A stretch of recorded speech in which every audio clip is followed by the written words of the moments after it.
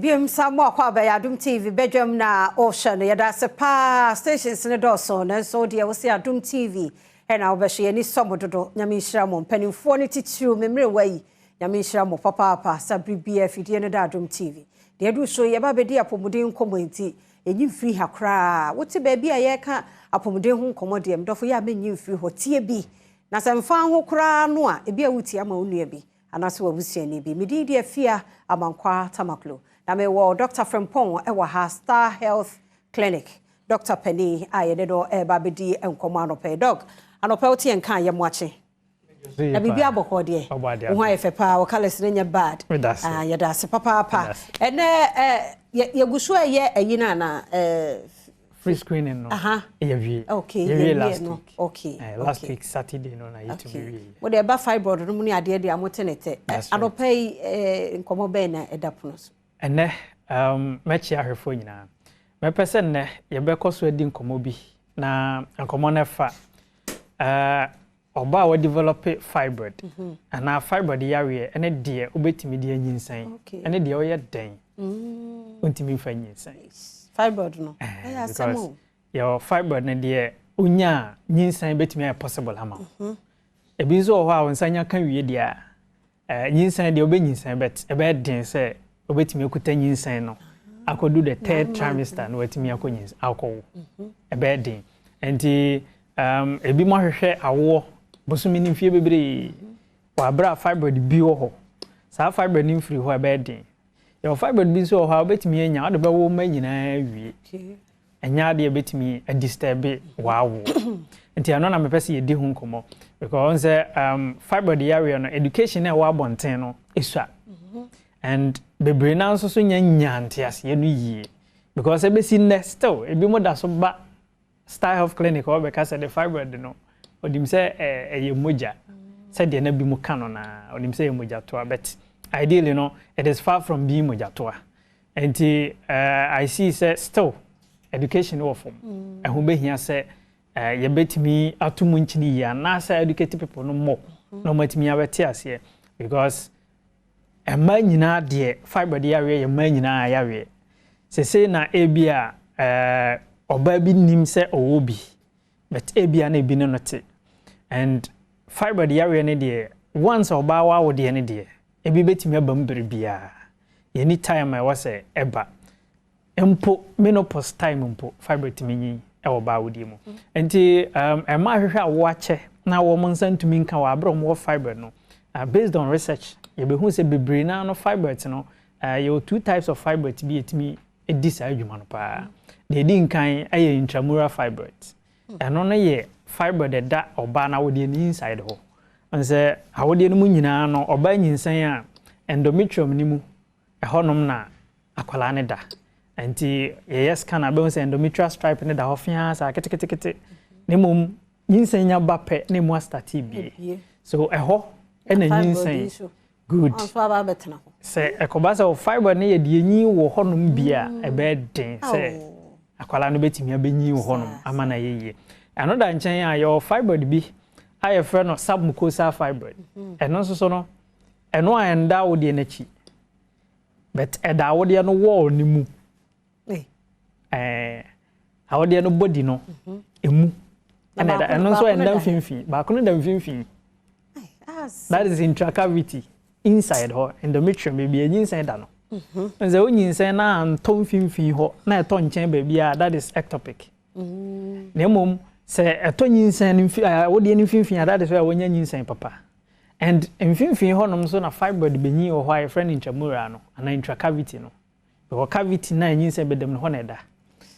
ana sa submucosa no so da wo de no wall ho nam no mu inside into no enyi ba inside ebe close cavity na nyinsan bedem no nti akoba na sa nyi fibroid 2 we oya den ebe se onyinsan no because oba kan mu akwa na nyini no so nyini na no so nyini o kamia no because oba nyinsan ya ne hormones no ekosoro nti ekosoro bebre a eboa ebe ma fibroid ho a nyini ten and this idea say enu bi no develop ya oba nyinsan bet bi ho a 2 months and 1 month and some few days na say Why do you say fibroid na sem kware obi yes ye ke obi ka say na fibroid you cry dia because na no ya week enra wo say weekend you cry na ye ka ho asem aso ba bia wo fibroid ti kakra me ka che o mu ne say yes ubu nsa so ubu nsa no or expect say bia the next say ye adwuma ebi a be fair fura na say da ho kwa na nye hwe na free sa fibroid ideally no kra bia nim sa say oba no when nyinsan a ene chese obetimi anya fibroid obi a virgin we develop a fibroid obi nso so awo bebre awode ne da ho na nya adwuma anya no ofifiri fibroid no kra bia nim aye oba wo sex hormones na be estrogen and progesterone no say estrogen no kobro progesterone so bebre a fibroid etimi grow because don't forget say fibroid na ya awode no honam na bia so a abnormal growth ipacha what I say enti awode no honam na nkasa no said ye was a behave no hormones na regulate say awode no bosumi bia no endometrium no be shade off na foforo aba because bosumi bia emu no ro ekọ foforo ba nti now ekoba say emu na wo say ro na ekọ na foforo ba no enra onko na enyi toa so a abnormal growth about hormone no and hormones na regulate that and you know say wa wo say wo you fibroid de obetimi ahia wa bra wo hormones akoye imbalance ne tie bi bra ma mu die ye ne ne tie na eya bi before nso sen abrofo sa ya before ya we before ma ya we and you know bebre nso eye now nuane ayesua di a first na yendi because first na ya we no me ntante na mom se no nuane bi aye di nti no ade se ye hia fibroid as oba bribia and you know ehunko hia se oba obetwen ase mojan starting 2 ansa wasin starting ya oya ansa na se waya se nya oya ana se unyisan ya enta say ansa na wadwen akoso se okohwa wodi ni mu ehun be hia se nka at least ho a wodi twa pelvic scan bi na hu na wodi ni mu de ekoso ho then se bibi grow ho a ibehu yehu ne ntam a ne treating nya din bebre ba unse Star Health Clinic ye expert wa wodi ya re bam enti awodi mu ya re bia de or the Star Health Clinic I betimi aboa wo emom ye treatment no said the fibroid na ne size tie wo ho na ekire sika wo betua wo enti so tena fia ma ne kakraka sanso na ka no be ye na emom sa ka no susa enti no sa na ya na etie e wo Star Health Clinic no enti ene said na wo kan o say ye wo ahodo mienu ebi wo ho no ma wo ye dey ntime ma wo no afa ye nsamra back to health the fibroid no ahodo na do so bibre ne mum de wuntimi mfa wa na de ma okwan ma wuntimi nyinsan aye mienu bi a ya hye no so ye pa that is intracavity and intramural fibroid fifi a wo de ni mfimfin bebi akwala adam na fibroid is submucosal fibroid eno na enye awode na chi eye wall ni mu body of the wall ni mu nti enyi nkwa abonti enyi ba inside nti eno no se unyinsan a eboa ema ese nyinsan because a global inside and boje nko outside eba inside na intracavity no de da awode ni mfimfin bebi akwala no beda no so de bebi akwala no beda no ho no so yeda nti eba ne sen na akwala no betimi ne na tana ho se ekoba se esun kakra bi a eye den be se enyisan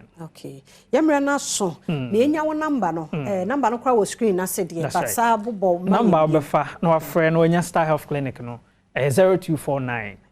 200 555 0249 200 555 shano so say your branches na bi okaso a akwele Otacity ho a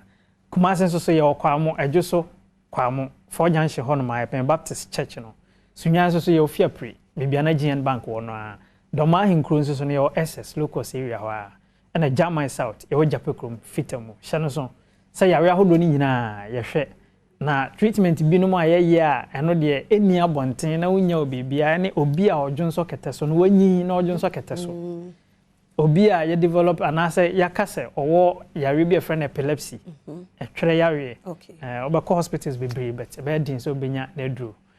sa yare no nyina obetumi aba na be treat Dr. Penny Dr. Frimpong ono na Star Health Clinic e ba na fibroid ma yare no nko ade a Mr. friend numbers no enkomo no wa topic ne mu odu pa nyentie e ne abone to fande ama wo no frɛ bibi a kyerɛ wadwen bia wo so obi atimi nyinsɛn wo fa no ho fa ne ba all kan sa na nkyerɛ sɛ wontimi ngo ye wada ways no so yebetumi de aboa wo brantam na ama ne yekese a ne bonko eso a ne bonko no kra na waka e de a kyerɛ ye nti ye da doctor say me ne na wie nkomo no foforo nso wa kyire me kwaba ne atoaso